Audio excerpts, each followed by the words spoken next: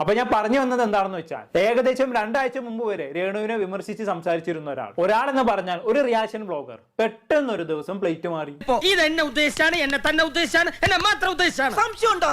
2 ആഴ്ച മുമ്പ് വരെ രേണുവിനെ വിമർശിച്ചുകൊണ്ട് വീഡിയോ ചെയ്ത ആളാണ് ഇദ്ദേഹം എന്ന് ഓർക്കണം. പെട്ടെന്ന് ഒരു ദിവസം രേണു പാവമാണ് എന്നും ലോകത്ത് ഏറ്റവും കൂടുതൽ സൈബർ അറ്റാക്ക് നേരിടുന്നത് രേണുവിനാണ് എന്നൊക്കെ ഇദ്ദേഹത്തിന് അങ്ങോട്ട് തോന്നുകയാണ്. നന്മ അങ്ങോട്ട് മെഴുകുകയാണ്. പിന്നെ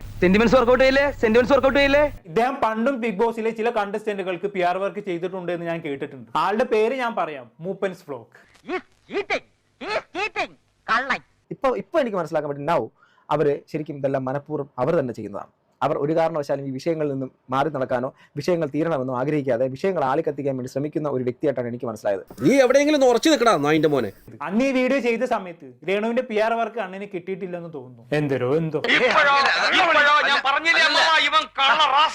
തനിക്കെതിരെ ആരെന്ത് പറഞ്ഞാലും സ്ട്രൈക്ക് കൊടുക്കുന്ന പരിപാടിയായിരുന്നു മൂപ്പൻ. മൂപ്പൻ ആരെയും എന്തും പറയാം, പക്ഷെ മൂപ്പനെ കുറിച്ചൊന്നും പറയാൻ പാടില്ല. അതേപോലെ കുറെ പരിപാടികളുണ്ട് ഇവന്റെ അടുത്ത്. എന്തായാലും ഞാൻ കൂടുതലൊന്നും വലിച്ചു നീട്ടുന്നില്ല.